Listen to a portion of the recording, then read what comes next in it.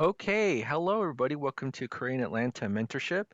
And in this video, we're going to answer the question, can I do velocity banking if I'm in a job that's commission only and I get income in an inconsistent basis, right?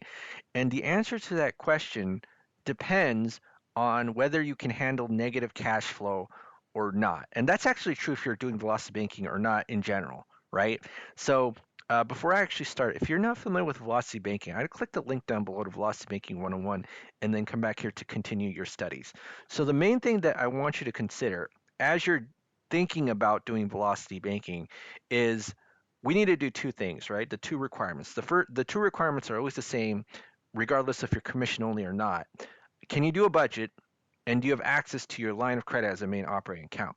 And then once you have that done, then you could figure out if this will work for you. Now, if you're getting paid on an inconsistent basis, right? And this is true whether you're doing velocity banking or not, you have to answer, can you handle negative cash flow for X number of months until you get paid? Right? So if let's say you get paid every 3 months or every 6 months, right? I might get a $60,000 real estate commission check because I sold um, two houses per year, but in a high cost market, and that could be like taking care of my salary, right? So can you handle that negative cash flow for X number of months? And here's the thing. You should have access to a line of credit because we all need a line of credit. That's going to be used as our main tool for cash flow management, especially during the negative months, right? So if you can handle, like I said, if you can handle that negative cash flow months right now without a line of credit, then I would say you'd be making consistent income just from what I understand, right? I don't know your entire situation or details, but it should be possible. Now, here's the thing. I would really recommend that you get either a personal line or a business line, or, if you have a business, or a home equity line of credit if you get one of those. Because why? Unlike a credit card, a personal, business, or home equity line of credit can be used to pay its own minimum monthly payment, right? So can you pay a credit card to pay its own credit card bill? No, right? You can't do that. Can you pay use a credit card to pay another credit card? No, cannot do that, right? The only way you can pay one credit card to another credit card is if you do a balance transfer, and they usually charge a 3% fee for that, right? And when they do that, they call it rob Peter, pay Paul. Now, the cool thing about using a home equity or personal or business line of credit is that, let's say I borrow $100 from that personal line of credit, right? And maybe the next month I owe 30, I could withdraw that 30 from the same personal line of credit to my checking account and repay it back, and then the monthly payment is satisfied. So that's what I mean, how that line of credit will be mostly used for that cash flow management, or it'll help you, especially in those negative months. But be aware that when you do that, of course, interest will accrue in the line of credit, but the idea is mostly the same. You're going to dump your entire paycheck into that line of credit and then take your expenses out, right? Now, instead of having net positive cash flow for, um, let's say, every single month and then having that cash flow increase, what's going to happen is that you're going to dump your money into that line of credit. You'll experience negative cash flow because that line of credit is going to help you um, carry yourself through the months, and then dump another, every paycheck that you have once you get paid. Okay, so that's basically the same strategy, but it's just going to be on a different basis than every single month. So let's go here. So as I said before, the requirements for velocity banking are the same no matter what. If you're commission only, if you're monthly salary, right? If you're biweekly, it's all the same because we only need the same two things over and over again. One is the budget, and the second is the line of credit, and that's going to be, quote, your main operating account, right? You're not going to store your money in your checking savings. You're going to dump all your money into the operating account. Now, in our last examples, we said, okay, well, let's say this person has $5,000 of income, but let's say we're not getting paid for 3 months, right? So, or 2 months, we don't get paid. In a third month, we get paid, and let's say we get 15K every 3 months. So we're just going to kind of estimate the averages. The question we have to answer is that if we're not getting paid for 2 or 3 months, can we handle not being paid for 2 or 3 months? Can we handle that negative cash flow for X amount of months? And I said this, that whether you're doing velocity banking or not, if you can handle that negative cash flow because you get enough income on an inconsistent basis, you probably should be fine. But I'll go over how it might be a little bit tough if you're not making enough income. Again, Velocity banking is a cash flow management strategy. It's not an income generating strategy. So if you're, unfortunately, one of those statistics where I don't know if you ever heard the statistic that most realtors and most insurance agents, probably 90% of them quit in their first year because they don't make enough income. Then yeah, Velocity Bank is not going to work for you because you don't have enough income, right? But it's the same strategy. You dump your income to the line of credit. Now, let's say that we're in like month one and we have 3 months until we get paid. So what we're gonna have is zero checking or income for now, and then what we might do, right? So let's go ahead and do this. I'm gonna go ahead and copy this, and we're gonna have zero in our checking and savings because we're gonna operate anything from everything in our line of credit. Now, again, we're going to see some difficulties maybe in the first initial part of doing it, and it depends on you. Maybe you save up some money in your checking and savings. So let's say like, I don't know, 20 or 15 grand in checking and savings to help you carry yourself through the months. Yeah, definitely this is a lot better situation. But let's say you had zero. This is going to be a little bit tough. Okay, so let's go ahead and just sum up all our expenses. Actually, let's do this, right? Um, let's set up our line of credits. Let's say, for example, we have access to a HELOC. So we have a 10% interest rate, a 30 grand credit limit, and we'll say this is month zero, right? And so normally what we do is we put our entire paycheck into the line of credit, transfer our debts to increase our cash flow. But let's take a look at what happens when we do this. So if we have credit card one and credit card two, and this is 25 grand, right? This is 25 grand. Um, all right. Let's see what happens. So this is going to be 0 and 0, right? We do have to take into account the interest here. So this balance is going to grow for like 2 months. And what's going to happen is that negative cash flow plus the interest is going to be a double whammy, right? So what is our cash flow for 2 months? And let's just go ahead and sum it up. So C8 to C12, okay? That's negative 3,100, right? So let me just do this. Negative 3,100 is our cash flow. That's no bueno, right? So if we try to do velocity banking without any checking your savings, and we're like 1 month, 1, 2, and we have all these expenses, and hopefully, if you do have all this debt, you're probably making some decent income because banks wouldn't lend you money if you don't have income, right? So again, hopefully you're not at that point where you just had absolutely nothing and you racked up all this debt and had this insane negative cash flow, like negative $3,000 cash flow is insane. Take a look at what happened with this negative cash flow, right? So if I move this balance now, if we had monthly income right now, no problem.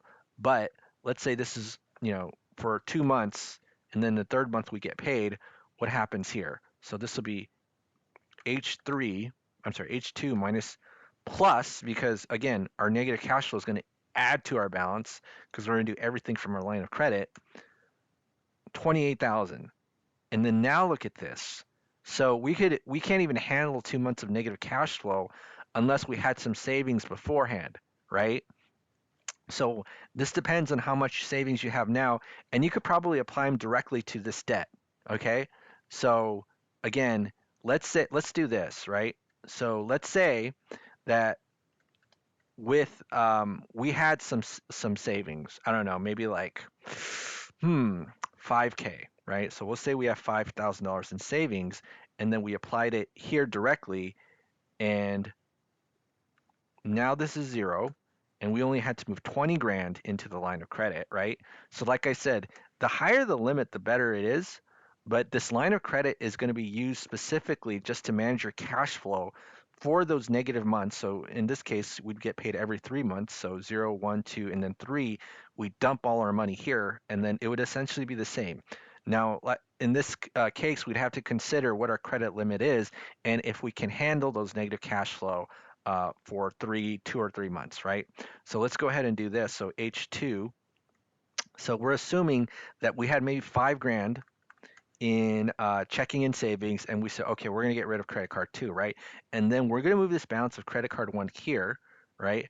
And so our native cash flow is still going to be 3,100, but because we're not over the edge, so we'll just still do this. So H2 minus, or I'm sorry, plus 3,100. Again, that's a big negative cash flow, right?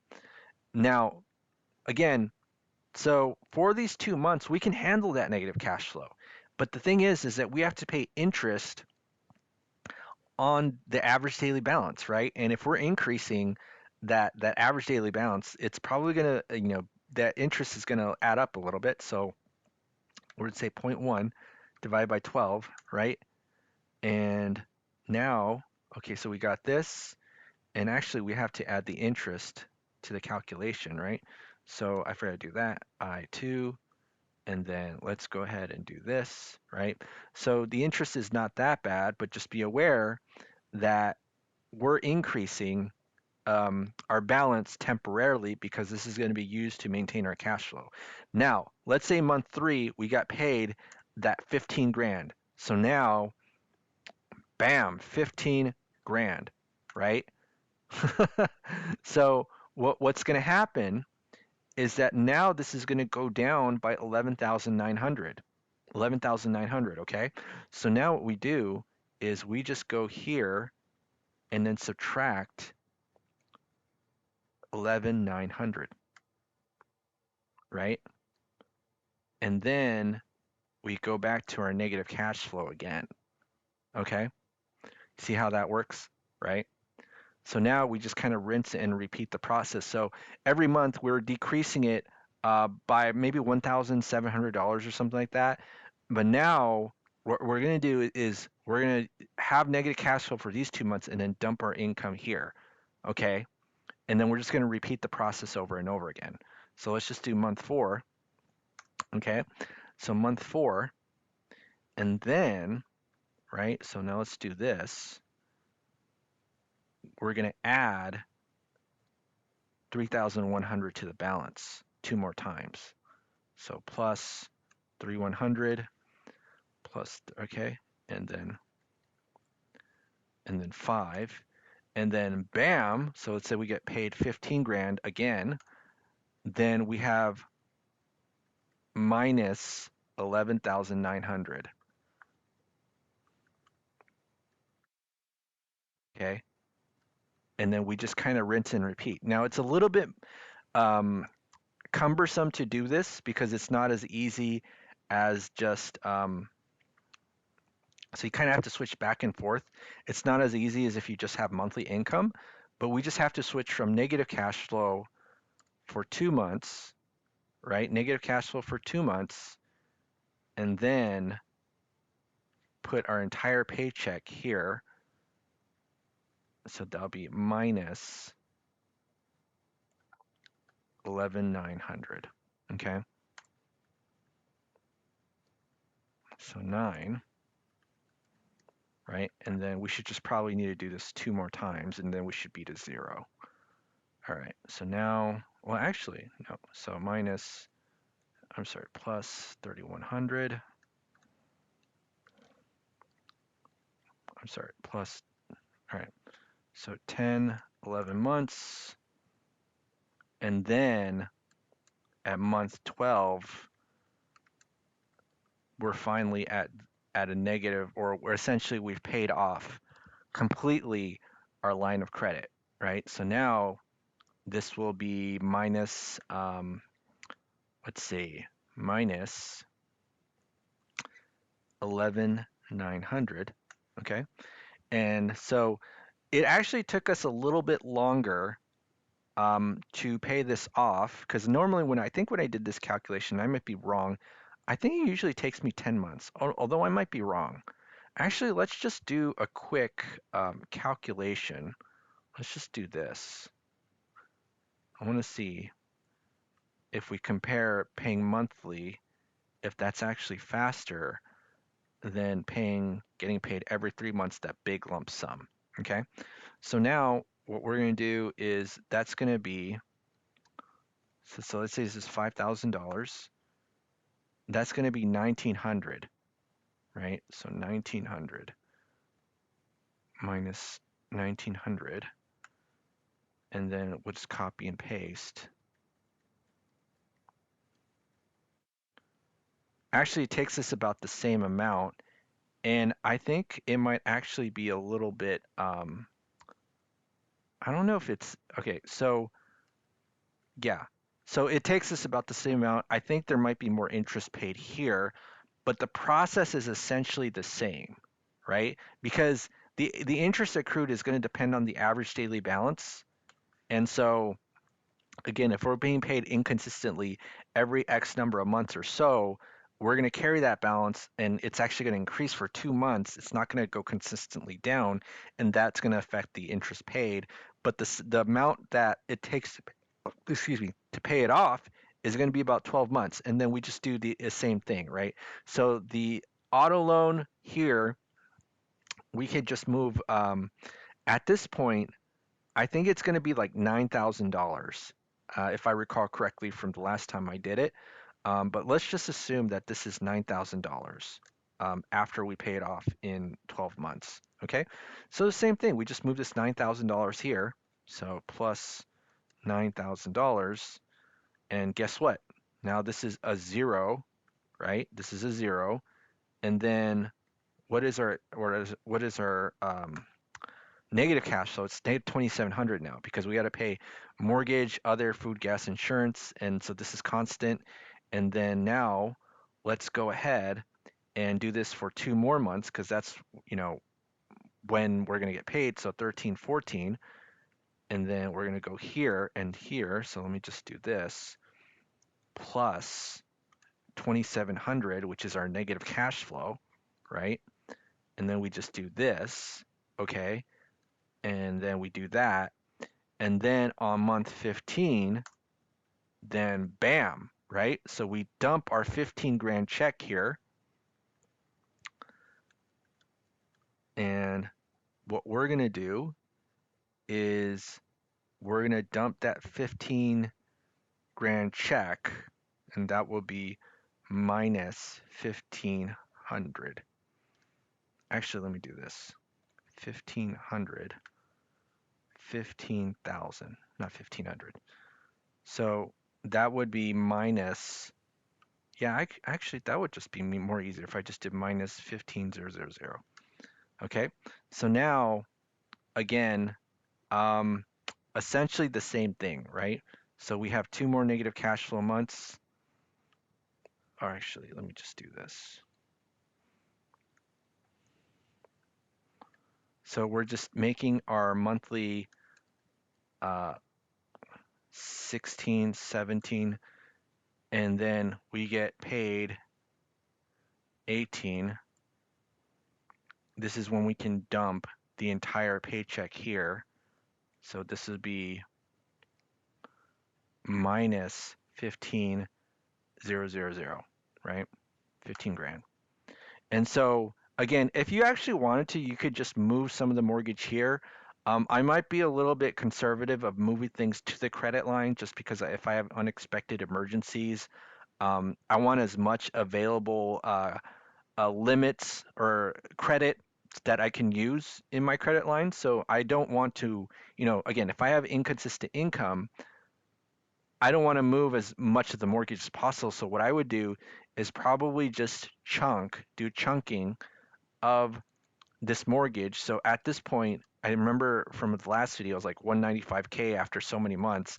And then if you wanted to just do 190K, reduce that principal. Now, normally this would take 2 years, right? So if you ever look at the chart, the amortization chart, it takes 2 years before you go to 200 to 195K, and then another 2 years to go to 190K. So again, it essentially be the same thing, right?